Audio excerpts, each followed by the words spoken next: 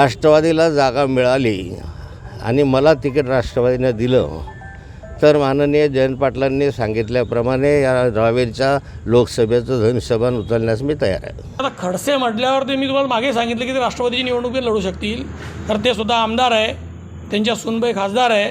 आता परत त्या खासदारकीची जे चर्चा करताय, विधानसभेसाठी एक उमेदवार तयारच आहे मुक्ताईनगरमध्ये. म्हणजे खडसेंशिवाय दुसऱ्या जिल्ह्यामध्ये कोणच नाही आहे. राष्ट्रवादीकडे इतर कार्यकर्ते नाही आहे की ते तिथे त्या कॅपॅसिटीचे असतील, ते लढू शकतील.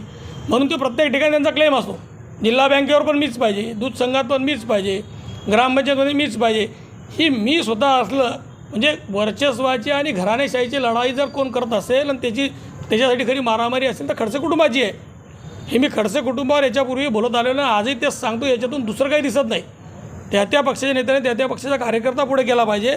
आजचा कार्यकर्ता उद्याचा राज्यकर्ता कसा होईल हे त्या पक्षाच्या नेत्याने विचार केला पाहिजे. स्वतःच्याच घरामध्ये उमेदवारी ठेवणारे लोक जिल्ह्याच्या आणि महाराष्ट्राच्या बाबतीत बोलतात, त्या टायमाला मला त्यांची क्यू येते.